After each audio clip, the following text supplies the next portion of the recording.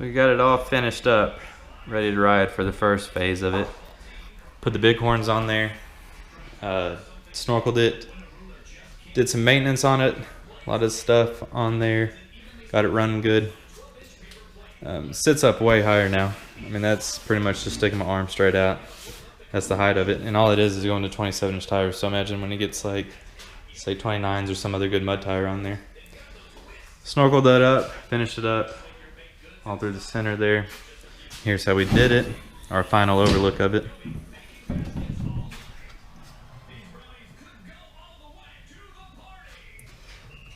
And then back in there, everything is siliconed, everything is dielectric grease now.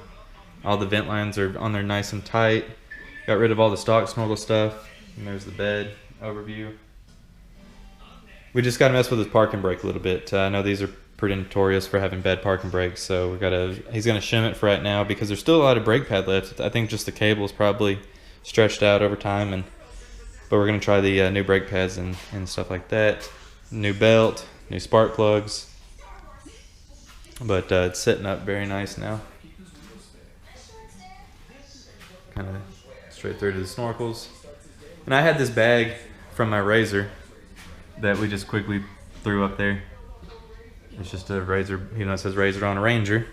We added 2-inch wheel space. He had 1.5 inch, but he had some lug problems, so we put 2-inch on there. And they're now actually even with the front.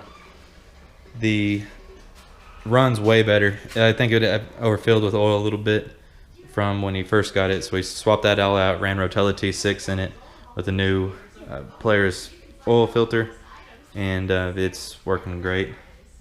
The bed is now, this part right here was sticking, so fix that, grease that up.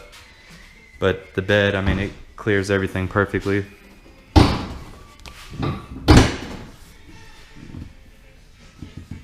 And then, I can't really see much, I guess, but there's the snorkels.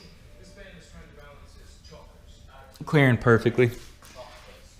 Didn't really do much underneath the motor here, but it's all still nice and clean, just dielectric greased, kind of cleaned up some wires here and there. But a better overview of the bag. So he's ready to ride. We are riding at the Shriners ride at the Highlifter Park next weekend. I'm going to take the 300. He's going to take this. I actually went out into the shop the other day and I was going to get my mower out of the shed, not the shop, and completely forgot I had a 300, so I need to ride it.